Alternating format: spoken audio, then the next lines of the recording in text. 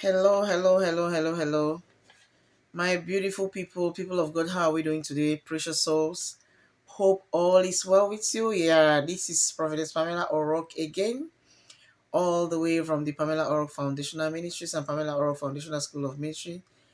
I bring you good tidings from the throne room of heaven.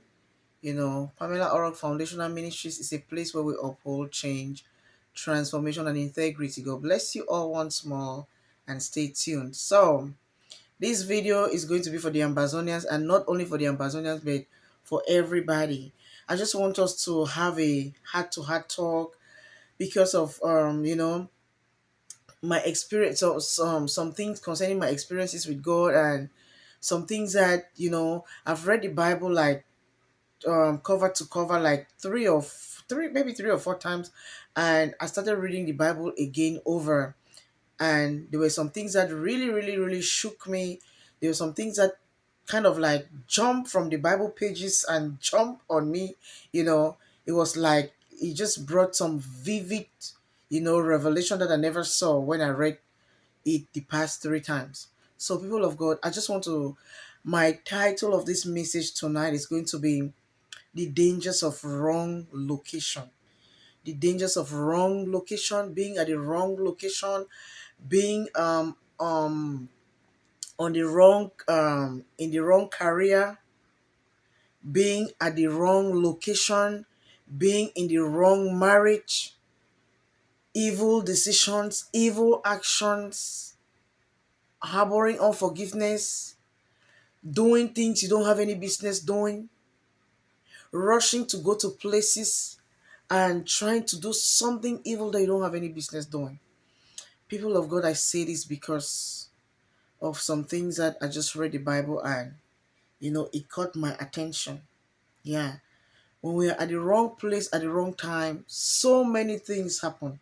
There are so many casualties. Sometimes it might not the casualties, the repercussions, the consequences might not be very, very visible, but it might be visible only later on. Yeah. I say this to say that especially the career, our careers, our destiny, divine destinies, I made the video on the divine destiny part 1 and 2, how to find my assignment, what is my assignment, how to uncover my assignment on my divine destiny. So I made it part 1 and 2. And like I said, people of God, Amazonians, when I make a video, please do not, if I don't tag Amazonians, if I don't write it there for Amazonians, please go and watch it, because everything that I do has to do with destiny birthing. Everything has to do with the birthing of destinies, because that is my calling, that's my assignment, that is the vision. All those things are included, are wrapped in the vision that the Lord gave me. So um I will start with the career, the wrong career. If we, like I said in the past videos, or in the video concerning destiny, there is an assignment that God called us to do. We need to locate that assignment. That assignment is the thing that is going to give us value. That assignment is the thing that is going to give us purpose. That assignment is the thing that is going to bring us fulfillment and accomplishment in our lives.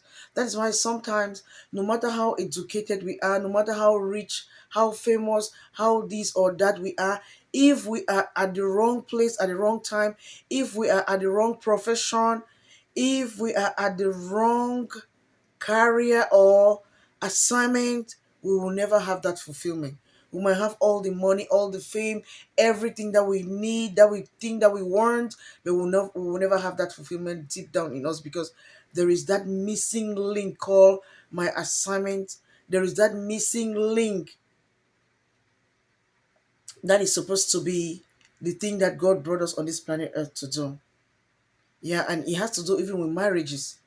If we marry the wrong person, because there are times that God says anyone who finds a wife finds a good thing and obtaineth favor from the Lord. Yeah. And even when men go to find their wives, they don't just go blindly. They need to pray and ask God, to help them, because sometimes there is this inner knowing, there is this intuitive nudge, an intuitive nudge, that that pricks something in your spirit. There is this just some inner knowing that will tell you sometimes that no. Some people call it an alarm that goes off. Some people call it the butterfly effect or something. There is something that stirs up in you that tells you, no, son or daughter, this road that you're traveling, this path that you want to map for yourself, it does not belong to me. I did not map that path for you. I did not map that road for you. So, people of God, when we're at the wrong place at the wrong time, it is a very, very dangerous thing. When we're at the wrong location at the wrong time, it's a very, very dangerous thing. So I say this to say that because Apostle Paul tells us in the book of Romans 12, verse 4 and 5 that we should be careful to. He said, I warn you to estimate yourself. Do not overesteem yourself. Do not overestimate yourself, more than the faith that God has given you. Beloved brethren, it is a bad thing to step into an assignment that God did not call you to. It is a terrible thing to be at a place trying to carry out an assignment that you did not have any business carrying. Try to do something that you have not been ordained, you have not been equipped, you have not been anointed to do it. It is a very, very dangerous thing. That is why sometimes we see some repercussions and some consequences we don't even know what is going on. Especially this leadership thing, people of God. If God did not call you and equip you for any leadership position, do not step your foot there, because that is how we uncover untimely deaths. If God did not give you an assignment to do not force yourself into that assignment, please. If God did not send you to a particular location, people of God, do not go there. I will elaborate later on. I'll give examples why. If God did not call you to a particular career, an assignment, a business, a job, opportunity, a contract, do not go there.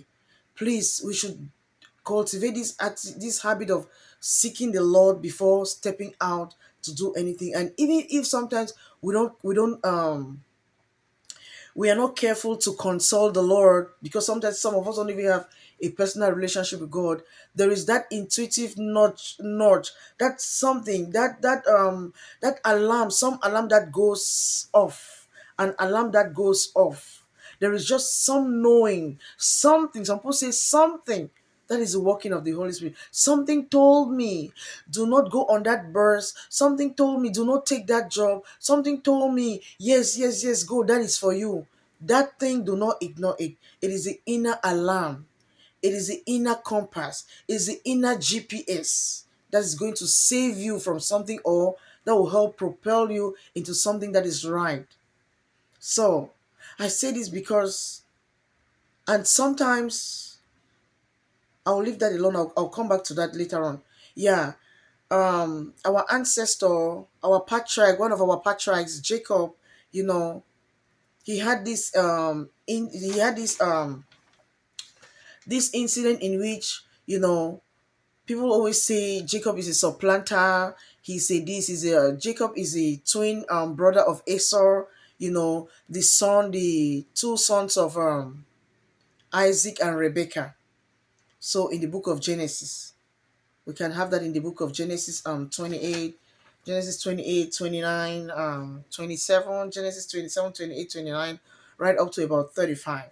We have this story of our ancestor, one of our patriarchs by name Jacob, whom, after receiving the blessings from his father, the blessings was rightfully his, people of God. He did not steal his brother's blessing. It's just that there were some manipulations and some conspiracy during the time of the blessing, during the time when Isaac, the daddy of Esau and Jacob, during the time when he was supposed to release the blessing, there were just some conspiracies that were never supposed to be there, some manipulations.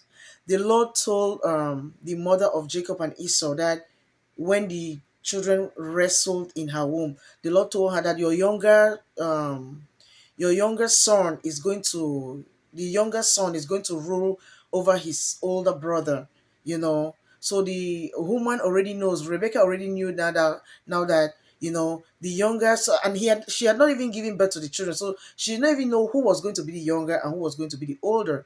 But she knew, the Lord told her that as the children wrestled in her stomach, she knew she was carrying twins. As the children wrestled in her stomach, the Lord told her the younger one is going to rule over the older one. So he already said it all, that the blessing belonged to the younger one. So at the appointed time now, the blessing was given to Jacob, the younger one, and Jacob had to leave the Canaan land where his parents settled, to go to Padan Aram to go meet his uncle Laban, you know. And on his way, the Bible told us that as Jacob was traveling from Canaan, to Padan Aram, he got on the way, and he got so tired, so exhausted, and he had to sleep. He had to just rest for the night. The place where he rested was called Luz. But when he realized that he saw a staircase going up and down, at the place where he took a stone to rest his head, when he rest his head at that place, he saw a staircase in his dream. He had a dream and he saw a staircase, and the staircase was going up and down like a ladder. Then the Lord spoke to him that, I am the Lord your God. I am present at this place. I have seen you, seen everything that you're going through. When you go wherever you're going to, when you go to Padan Aram, and on your way back you come back to this place, you come back to this place and serve me. So when Jacob woke up from sleep, he realized that the Lord had been in this place, because the Lord spoke to him in his dream. He did not even know, and he realized that the Lord spoke to him in his dream. So the Bible tells us that he poured water, and he poured some oil on the stone that he used to lay his head on. He poured some oil on that stone, and he named that place Bethel, meaning the house of God. He said the Lord had been in this place and I did not know. That is found in Genesis 28. When he was leaving from Canaan, to Padan Aram to go meet his uncle Laban. So when the Lord told him, I'm saying this to emphasize about the importance of locations. When the Lord told him that, when he fell asleep, the Lord appeared to him and told him that, when you go on your journey, on your way back, you will come back to this particular place, and serve me. But maybe Jacob, just like every one of us, just thought that maybe, it is not supposed to be a mandatory place that he can be anywhere and do anything that he wants. But it did not really work out like that. So Jacob, our ancestor and our patriarch, one of our patriarchs, Jacob, he went to Padan Aram, served his uncle Laban for 20 years. He got married to Laban's two daughters. That was the first mistake, getting married to those two daughters. He wanted Rachel, but they gave him Laban tricked him and gave him Leah, claiming that it was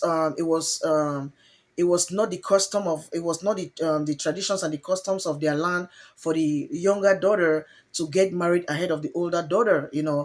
Jacob was not interested in Leah. Why would you force your daughter to get married to somebody whom the man is not interested in? That was just the first mistake, because Leah was never supposed to be in Jacob's life in the first place. But the daddy tricked Laban, the dad tricked Jacob by giving him Leah, his first daughter, claiming that according to tradition, the first daughter is supposed to be betrothed before the second daughter. So he ended up getting married to the two daughters, which was not supposed to be so, you know. So he worked for Laban, his uncle, for 20 years, and he had to leave. He left. He became so rich, so wealthy, because he was so honest while he worked.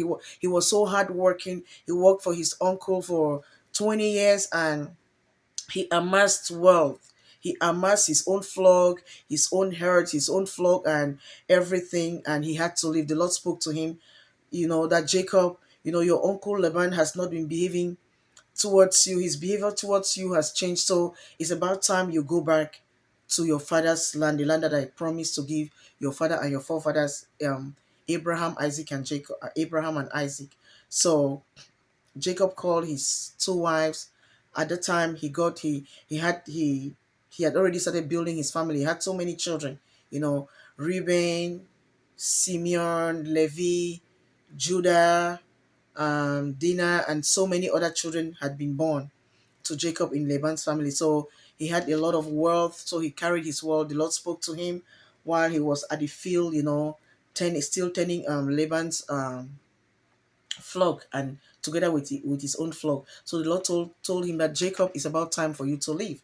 So instead of Jacob now leaving and going to that land, the land of the place of Bethel, where he had that dream in the book of Genesis 28, the Lord spoke to him vividly there. When you come back from your trip, I want you to settle in this place. You come and serve me at this place. But Jacob did not think that it was mandatory, for him to come back to that same place that the Lord told him to come back to, which he named Bethel, meaning the place of God, because the Lord appeared to him at Bethel, at that place, which was called Luz, but he termed it Bethel, because the Lord appeared to him at that place. He said the Lord had been here, I did not know. So when Jacob left his uncle's place with his wealth, his family, his children, his prestige, and everything, he was coming back. Instead of going to Bethel, where the Lord had spoken to him, where the Lord appeared to him, no, he went to Succoth.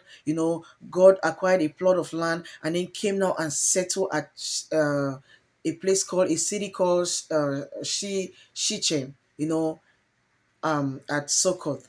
So while at Shechem, he bought a plot of land, a parcel of land. He settled there with his family. What happened?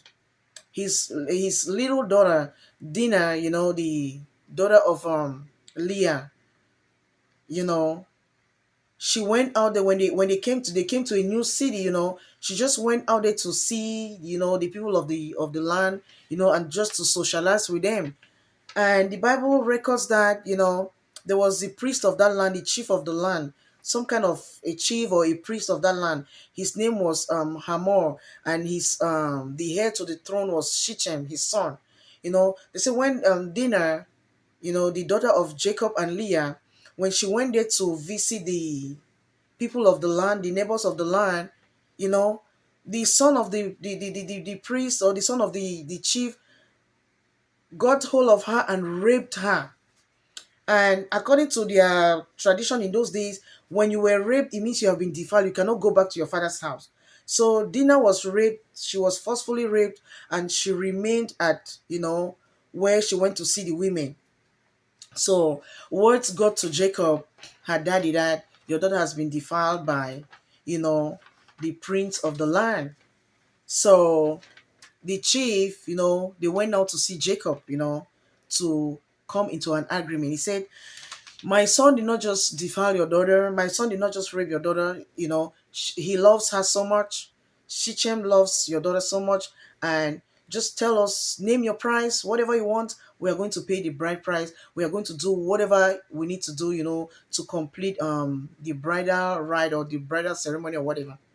So the when Dinah's brothers came back from the field, because they were nomadic herdsmen. When they came back from the field and they learned what has happened, and the chief was there and his son who has committed that abominable act, defiling their sister, you know, the chief came and told them that, please, I want us to enter, to come into an agreement, enter into a treaty, you know, your sons and our daughters, your sons are going to get married to our daughters, and our daughters are going to get married to your sons. We are now like family. We are now like relations, so please do not deny us this right. My son really really loves your daughter. He did not just rape her, even though what he did was wrong, but we are ready now to make everything right. So the sons of Jacob, Levi, Simeon, Judah, and the rest, they were not happy. So they tricked the king, the king of the land, and the son. They tricked him that, okay, we will allow our daughter to get married to you on one condition.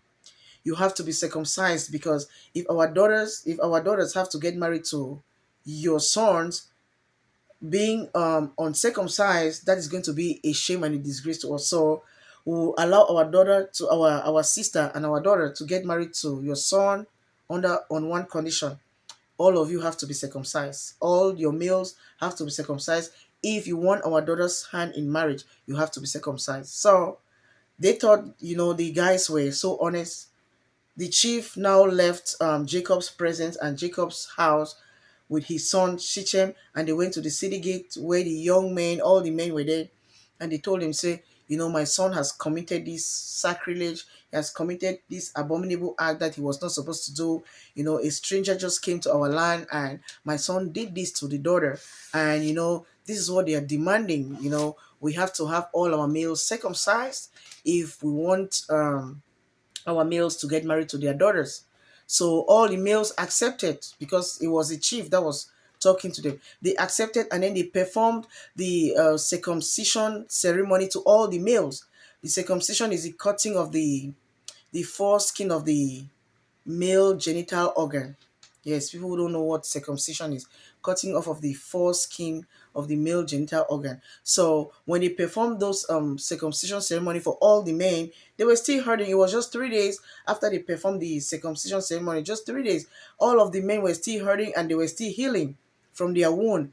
Then the two sons of Jacob, the brothers of Dinah, the one that was raped, the Bible records that they took their swords. They took two swords, Simeon and Levi.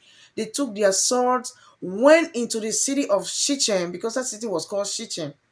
Went into the city of Shechem and slaughtered all the men of that city. I'm telling you, butchered, slaughtered all the men of that city. Because they raped your sister, because somebody raped your sister, you went and you went and you paid them back like that. They did not only end there. They slaughtered all the men, killed all the men, put the king and his son on the sword and took their daughter. As if that was not enough, they went to the fields and to the farms. They took all their cattle, seized all their cattle, seized everything, came to their homes and seized all their properties and took all their women and all their children away. Jesus. Somebody committed one crime and you went all out against them like that just because they were at the wrong location. I say this to say that Jacob was at the wrong location. The Lord told him, when you leave from your journey, come back to this place, Bethel, Luz, where you yourself named it Bethel, because he said the Lord had been here. I did not know. I met the Lord here. The Lord spoke to him there. Instead of coming to that place, Bethel, he went to Shechem, he went to Succoth, and got a parcel of land at the city of Shechem. Look at what happened. They looted that city, carried off everything, their women, their children, their properties, their animals, their cattle, their donkeys, everything. And when their father learned, when Jacob learned about what they had done, Jacob is like, please, why did you all do this? You've made me become so obnoxious. Look at, my family is small. If these people, if the Canaanites and the Havites and the Perizzites, they hear of this, they'll come now to attack me. What am I supposed to do? And the Bible records that the Lord appeared to Jacob again and told him, please move your family to Bethel. Move your family to Bethel, the place where I appeared to you when you were running from your brother Esau and running to Padan Aram. Move to Bethel. He moved now to Bethel. But before he moved to Bethel, people of God, the consequences, the devastating consequences were irrevocable. It was because of this thing that Simeon and Levi did. It was because of this wickedness that Jacob's sons did that brought them to Egypt, and they were sold into Egypt as slaves. The Israelites stayed in Egypt for 400 years. They were paying a price. They were paying for something that they did not even do. They were paying for a crime that they did not even commit. So I say this to say that, people of God, when God tells us something, sometimes the advice may not be so vivid, it may not be so loud, it may not come with thunder and lightning, but please, people of God, if we could obey Little instructions, little obedience is going to save us. Look at the calamity, look at the tragedy, look at the repercussions, look at the things that happen in the land of Shechem, because Jacob did not even think that because maybe Bethel was not as glorious as Shechem. Bethel was not as, glamorous as Shechem. He just thought that, okay, a little disobedience might not even cost me anything. But look at what happened. Look at the repercussions that followed that little disobedience.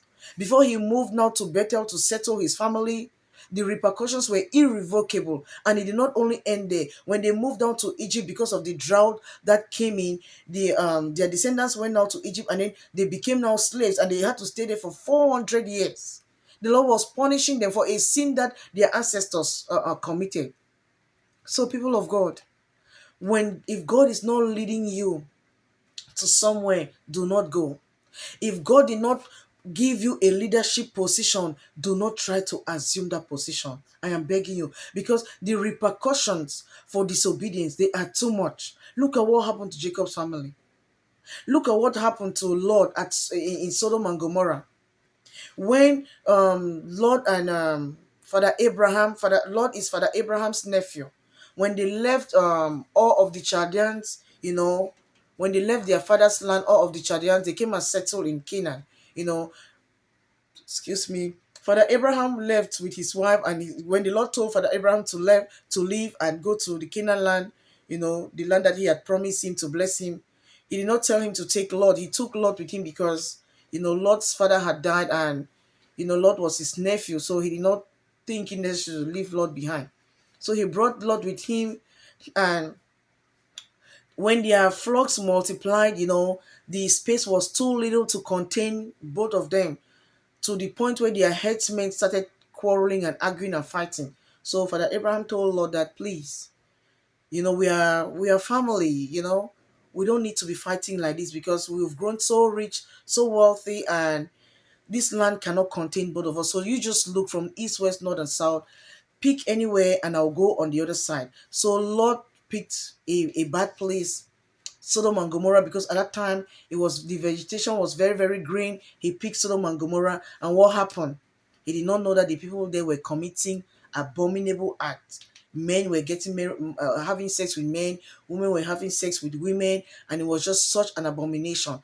And not too long, the judgment came upon Sodom and Gomorrah. The land was destroyed, and Lot had to run for his life because he was at the wrong location. He was at the wrong place. Another example is Jonah, in the book of Jonah 1 and 2. The Lord told Prophet Jonah, go to Nineveh to preach to them. He went the other way, he went to Tarshish. What happened? Even before he got to Tarshish, he got swallowed by a whale, by a fish. He stayed in the fish belly for 3 days, and when he got vomited, he started running. The journey that was supposed to take him, I think, 1 month or 2 weeks, the Bible says it took about 2 days to get there. So you see the repercussions of disobedience, the repercussions of negligence, the repercussions are so grievous. People of God, sometimes some people suffer for things that some other people did. Sometimes some people suffer because of ignorance, because of disobedience, because of rebellion. Please, if God is not sending you into a marriage, do not go there. If God is not sending you into a relationship, do not go there. If you have this intuitive nudge in your mind that this thing is not for me, please don't do it. Sometimes He will even tell you, don't take that cab, don't go with that transportation. That is the alarm going off. That is the Holy Spirit. Those are the angels forbidding you, from something that can hurt you. Even your destiny, your career, it is not every destiny that is for us. It's not every assignment that is for us. Please locate the assignment that is for you, because just like in a wrong marriage, in a wrong location, in a wrong relationship, we sometimes we might even suffer to the point of death because we are at the wrong place at the wrong time. Please, even wrong decisions, wicked actions, unforgiveness that we harbor against people, these are the things that will stifle the spirit within us and cause us to suffer. Please, please, please, please, God bless you, and I will see you in the next video. Yes, give your life to Christ, invite Him into your life, make Him your Lord and Savior, and let Him lead you. God bless you all. Bless you, bless you, bless you. I'll see you all.